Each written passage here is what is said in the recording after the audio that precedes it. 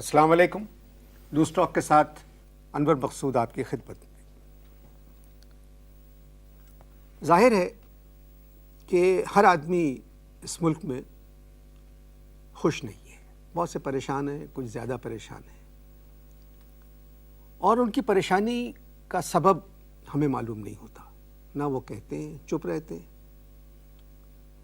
ایک صاحب کا فون میرے پاس مسلسل آ رہا تھا کہ وہ اس پروگرام میں آنا چاہتے اور وہ پریشان ہیں. تو میں نے ان کو دعوت دی, وہ تشریف لا چکے ہیں. تو آئیے ان سے بات کرتے ہیں. السلام علیکم. السلام. آپ نے مجھے فون پر بتایا تھا کہ آپ کچھ پریشان ہیں. اصل میں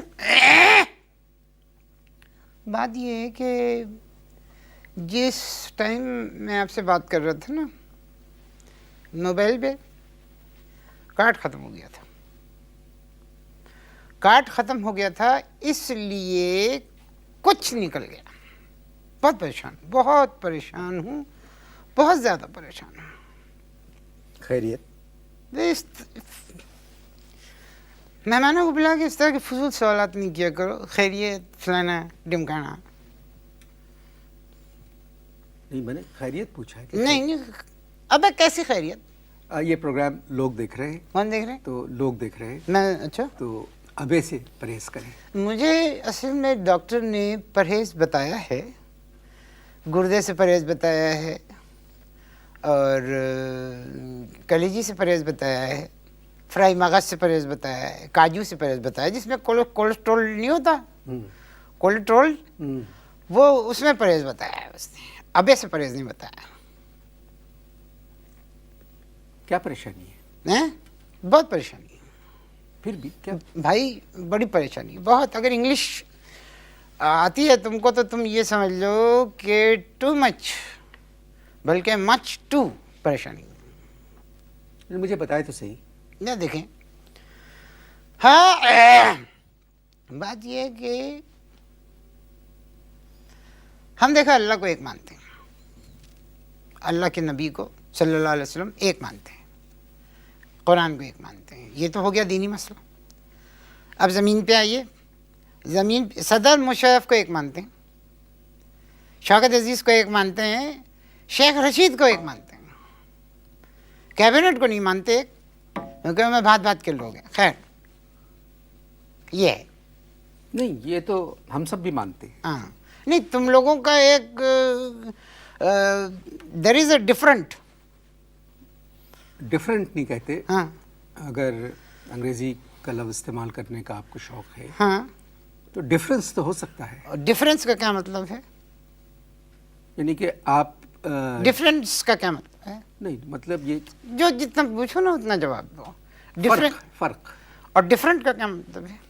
مگر اس جگہ ڈفرینٹ کا لفظ میری مرضی. اچھا ٹھیک ہے, میں جہاں چاہے لگاؤں. جی جی بالکل آپ کی مرضی. اس پہ پنگے نہ کرنا. جہاں دل چاہے گا, جو دل چاہے گا لگاؤں گا. آپ نے جو تو ہم آپ نے کہا نا کہ ان سب کو ایک آپ بھی مانتے ہیں. جی جی, لیکن آپ لوگ ڈر کے مانتے ہیں, میں دل سے مانتا ہوں. نہیں میں بھی نہیں دل و جان سے نہیں, رہنے دو. خواہی ایک بس چھوڑو. میں دل سے مانتا ہوں, آپ لوگ ڈر کے مانتے ہیں.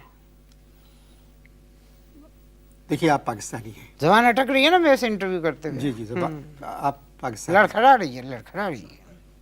آپ کی باتوں سے لگ رہا ہے کہ آپ سچے پاکستانی ہیں. بالکل ہوں, کٹر مسلمان, سچا Pakistani.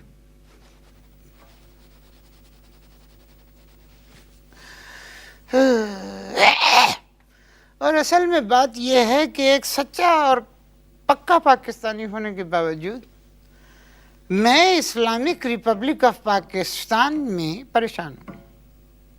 I am in deep sea پریشانی. کیا بس ٹھیک ہے, سمندر ہے پریشانیوں کا. یہی تو میں آپ سے پوچھ رہا ہوں حضور کہ آپ کو کیا پریشانی ہے. چلو اب جب اتنا اصرار کر رہے ہو تو میں بتاتا ہوں. دیکھو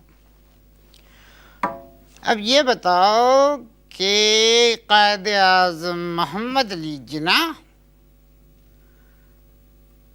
بابا قوم نے पाकिस्तान बनाया, जी हाँ, क्लियर। जी। अब दूसरा सवाल आ रहा है तुम्हारे पास। हुजूर, आप मेरे मेहमान हैं। सरकार, मैंने सीधा सवाल नहीं नहीं, मैं आपसे पूछ रहा हूँ कि मुझे परेशानी बताएं तो सही ना अपनी आप। छोड़ो तुम इस बात को, तो मैं बता ही दूंगा कभी ना कभी, लेकिन मेरा जो सवाल है वो अभी तक वही है कि कायद आज़म ने पाकिस्तान क्यों बनाया? ताकि मुसलमान एक आज़ाद मुमलकत में रहे। ये तुम सुनी सुनाई बात कर रहे हो। दिमाग पे जोर डालो, अपनी बुद्धि पे जोर डालो, प्रेशर करो, दिमाग को प्रेशर दो। सोचो कि कायद ने पाकिस्तान क्यों बनाया? कितना मीठा सवाल है। देखो, उसी मिठास और समझदारी से जवाब दो उसका। कायद ने पाकिस्तान इसलिए बनाया कि वो चाहते थे मुसलमान एक आज़ाद खत्ते में रहें, खुश रहें, जहाँ उनको हंसने, बोलने, चलने फिरने की आज़ादी हो। बस यही तो फ़र्क है ना। ये इतना आसान सवाल नहीं है, इसका जवाब भी इतना आसान नहीं है जितनी आसानी से तुमने जवाब दे दिया कि ये है। छोड़ो, ये बताओ कि अल्लामा इकबाल ने पाकिस्तान का ख्वाब देखा? जी हाँ, देखा? जी देखा ना? जी जी अब सवाल है दूसरा, जी। क्यों देखा? वाई? इस वक्त ना मैं कायद के पाकिस्तान पे बात कर रहा हूँ, ना अल्लामा के ख्वाब पे बात कर रहा हूँ। असल में मैं आपसे सिर्फ इतना पूछ रहा हूँ कि आपकी परेशानी क्या है। बस मैं बता रहा हूँ ना, तुम्हारा प्रॉब्लम पता क्या है? ना तुम्हें अल्लामा इकबाल के ख्वाब के बारे में मालूम है, ना तुम कायद के पाकिस्तान के बारे में कुछ जानते हो। तुम मेरी परेशानी को क्या समझ सकोगे? मेरा ख्याल प्रोग्राम ख़त्म करो। आपके कहने से ये प्रोग्राम बंद नहीं होगा। अबे देखो, लाखों ख्वाब जो है अनदेखे रह गए। फिर सवाल ये है कि अल्लामा इकबाल ने सिर्फ पाकिस्तान का ख्वाब क्यों देखा? और बनाने वाले लाखों करोड़ों चीज़ें बनाना चाहते हैं, कायद आज़म ने सिर्फ पाकिस्तान क्यों बनाया? ना आप सियासी आदमी हैं, ना मैं सियासी आदमी हूँ। अल्लामा ने जो ख्वाब देखा था वो दुनिया के हसीन तरीन ख्वाबों में से एक है। कायद ने जो मुल्क हमें अता किया वो दुनिया के हसीन तरीन मुल्कों में से एक है। कायद ने जो पाकिस्तान की तस्वीर खींची थी उससे खूबसूरत तस्वीर और कोई नहीं खींच सकता। असल में तुम्हें एक अच्छा प्रोग्राम करने का शऊर नहीं है तुम्हें। देखो, अभी तुमने कहा कि कायद आज़म ने पाकिस्तान की तस्वीर खींची थी, कहा ना? कहा या नहीं कहा? जी। असल में ये लगता है कि कायद ने पाकिस्तान की जो तस्वीर खींची थी, रेडी 1 2 3 इस्माइल कहे बगैर खींची थी, इसलिए फ़ोटो हिल गई। और अल्लामा इकबाल ने जो ख्वाब देखा था वो किसी को नहीं बताया, और जो नहीं देखा सबको बताया। ये फ़लसफ़ा है, आपकी समझ में नहीं आएगा। आप कुछ ज़्यादा बोल रहे हैं। देखो, मुस्तकबिल जब चटियल मैदान नज़र आने लगे ना, तो आदमी इसी तरह की बात करता है। और वैसे भी ये मुल्क जो है ये आम मुल्क नहीं है। मैं आपसे आखिरी मर्तबा पूछ रहा हूँ, क्या परेशानी है आपकी? तुम्हें कुछ आ रहा है? नहीं। रिलैक्स हो ना, जी। तो फिर बता देंगे। मैं भी यहीं बैठा हुआ हूँ, ना मैं भागा जा रहा हूँ, ना मेरी परेशानी भागी जा रही है। पूछ लेंगे, बता देंगे। चलो, मैं तुमसे तुम्हारी इन्फॉर्मेशन जानने के लिए एक सवाल करता हूँ। ये बताओ, सर सैयद अहमद ख़ान क्यों पैदा हुए थे? जो सर पकड़ के बैठ गए। चलो, एक और इजी सवाल करता हूँ, वो ये है कि मौलाना फजलुर रहमान क्यों पैदा हुए? क्या मतलब मौलाना फजलुर रहमान क्यों पैदा हुए? देखो, एक तो अपोजिशन कमज़ोर, ऊपर से लीडर ऑफ द अपोजिशन। अगर अपोजिशन मजबूत होती तो लीडर ऑफ द अपोजिशन भी मजबूत होता। ये नहीं समझोगे तुम। इन तमाम बातों का आपकी परेशानी से क्या ताल्लुक है? इन तमाम बातों का ताल्लुक पाकिस्तान से है। तो फिर मेरी परेशानी का ताल्लुक भी पाकिस्तान से है। इनको तो मेरे साथ अभी 15 मिनट और बैठना है। आप लोग जाना चाहते हैं कहीं तो चले जाएं, नहीं गए तो वक्फे के बाद दोबारा मुलाकात होगी।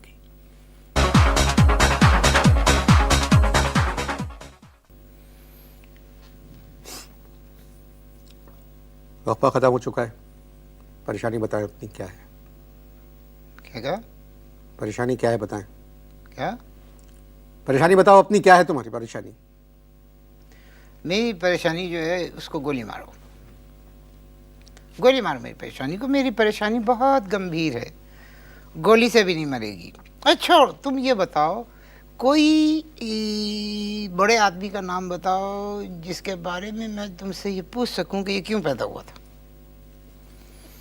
तू क्यों पैदा हुआ। ये आए ना तुम अब पॉइंट पे कि तुमने अपने जहन पे जोर करके एक अच्छा सवाल निकाला। क्या सवाल था?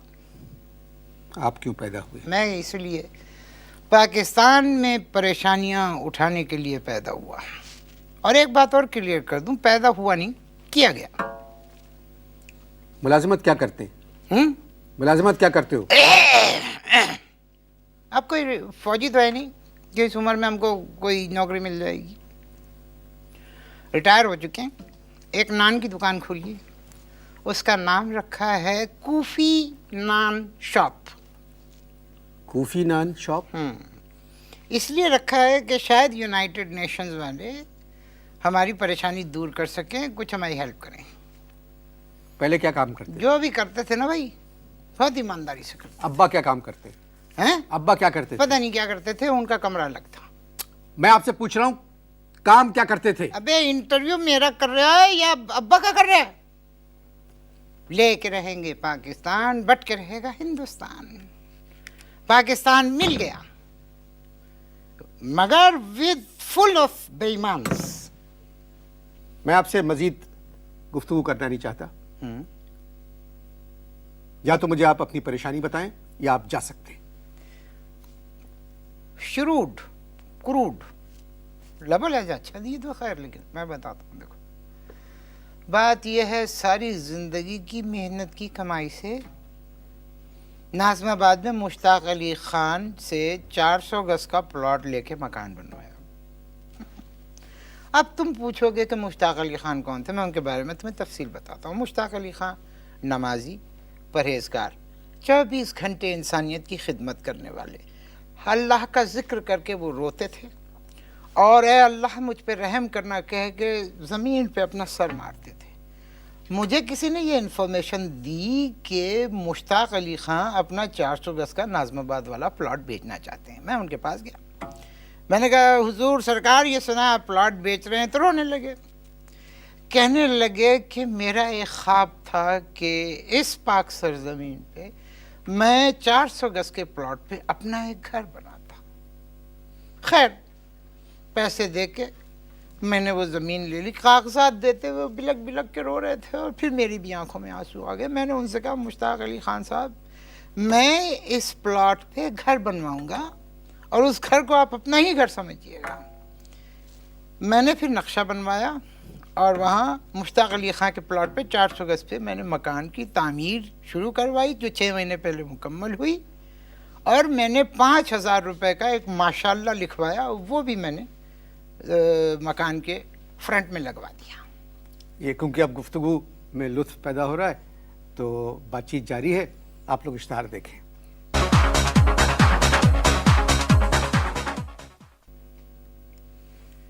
जी, वक्फे से पहले हम बात कर रहे थे कि आप बहुत खुशनसीब हैं कि इस इतने बड़े शहर में, रोशनियों के शहर में 400 गज के प्लॉट पे आपने एक मकान बनाया। तुम अगर अपनी टटर बंद करो तो मैं अपनी बात आगे जारी रखूं। आप फरमाइए। देखो सामान सारा शिफ्ट हो गया, अब मैं शिफ्ट होना था। जिस दिन शिफ्ट होना था उससे एक दिन पहले एक साहब एक बड़ी बेहुदा सी जीप में आए और आके कहने लगे मेरा नाम मुश्ताक अली खान है, तुमने मेरे प्लॉट पे अपना मकान बनाया है। अबे ये सुनते ही मेरे पैर के नीचे से चबूतरे का मार्बल निकल गया। अब मैंने उनसे कहा, मैंने कहा कि भाई बात ये है कि ये शहर मुश्ताक अली खानों से भरा पड़ा है, मैंने किसी और मुश्ताक अली खान से ये ज़मीन खरीदी है। नहीं तो आपने ज़मीन के कागजात चेक नहीं किए थे? अबे तू बहुत बोलता है भाई, तू बोलने नहीं दे, तू बोलने दो मुझे। फरमाइए आप। बोलने दो। फरमाइए। वो साहब यानी मुश्ताक अली खान जो अपना नाम बता रहे थे, मुझसे कहने लगे 3 दिन की वार्निंग है तुझे, 3 दिन पे इस प्लॉट पे से अपना मकान हटा ले वरना तेरी बीवी को उठा लेंगे। میں نے کہا کہ بھائی بیوی کو اٹھانے کی ضرورت نہیں ہے، اس لیے کہ میری بیوی سال بھر پہلے ہی دنیا سے اٹھ چکی ہیں، سمجھے؟ جن مشتاق علی خان سے آپ نے پلاٹ خریدا تھا، آپ نے ان سے رابطہ کیا؟ تو سنا لے قصہ، تو سنا لے، میں پیٹ کر لیتا ہوں تیری طرف. بڑا شوق ہے بھائی تمہیں بولنے کا، پوری بات کرنے دو. میں وہ نمازی پرہیزگار اس نیک و شریف مشتاق علی خان کا گھر ڈھونڈتا ان کے گھر پہ پہنچا. میں نے کہا بھائی مشتاق علی خان کہاں ہیں؟ تو پتہ یہ چلا کہ وہ کسی ضروری کام سے ملک سے بھاگ گئے. نہیں تو آپ ان کے گھر والوں سے پوچھتے کہ کہاں ہیں؟ نہیں بولنے دیتے بھائی، تم کسی کو نہیں. ارے بھائی بتانا تو بتا رہا ہوں، تسلسل کیوں توڑ رہے ہو؟ ان کا صرف ایک بیٹا ہے. اس سے میں ملا، میں نے کہا بھائی مشتاق علی خان کہاں گئے؟ کہنے لگے بھائی ہمیں تو نہیں پتہ کہاں گئے، لیکن جاتے ہوئے وہ یہ کہہ گئے ہیں مجھے کہ میں ان کا بیٹا نہیں ہوں، اس لیے وہ مجھے کچھ دے کے بھی نہیں گئے، اور کہہ رہے تھے کہ بھئی تم جس کے ہو اس سے جا کے لو. بتاؤ 38 سال بعد بیٹا کہہ رہا ہے کہ باپ یہ کہہ گئے کہ میں ان کا بیٹا نہیں ہوں. آپ پولیس سے رابطہ کریں فوراً. سب سے رابطہ کیا، لیکن وہ سارے کے سارے جو ہیں دوسرے مشتاق علی خان کی طرف ہو گئے ہیں. سارے کے سارے دوسرے مشتاق علی خان کی طرف ہو گئے ہیں، دوسرے مشتاق علی خان کی طرف ہو گئے ہیں سارے. اور وہ جو ہے نا مشتاق علی خان دوسرے، وہ میرے گھر میں پچھلے 6 مہینے سے گھسے ہوئے ہیں. اور علامہ الحفیظ اس قدر بدتمیزی جیسی میں گھستا ہوں، پہلا جملہ تو وہ مجھ سے یہ کہتے ہیں کہ ابے منحوس تو نے یہ نقشہ بنوایا ہے. پرسوں چوتھ مجھ سے کہنے لگے بھئی یہ رنگ مجھے پسند نہیں آیا، یہ رنگ بدلوا. بتاؤ یار، یا آپ ہی گھر میں آگ گھسائے ہیں؟ یہ کیسا پاکستان ہے؟ آپ کسی وکیل سے بات کریں. کہاں سے بات کرتے ہیں؟ وکیل کو فیس دینے کے لیے پیسے نہیں ہیں ہمارے پاس. ایک دوست سے انہوں نے ایک جج کا پتہ بتایا، کہنے لگے وہاں چلے جاؤ تمہاری ہیلپ کر دیں گے. میں جج کے گھر پہنچا، تو جج کے گھر جب میں پہنچا تو کیا دیکھتا ہوں کہ جج کے گھر کے باہر ایک آدمی بیٹھا زاروں قطار رو رہا ہے. میں نے اس کا چہرہ پکڑا، میں نے کہا بھائی کیوں رو رہے ہو، کیا پریشانی ہے؟ کہنے لگا ابے 11 سال سے جج صاحب نے میرے مکان پہ قبضہ کیا ہوا ہے، نہ کرایہ بڑھاتے نہ مکان خالی کرتے. ابے یہ سنتے ہی میں بھی اس کے ساتھ بیٹھ کے رونے لگا. اب بتاؤ، اس لیے بنایا تھا قائد اعظم نے پاکستان، اس لیے دیکھا تھا علامہ اقبال نے پاکستان کا خواب. یہ پریشانی ہے میری. میں کیا کر سکتا ہوں؟ اجازت دیجیے، خدا حافظ.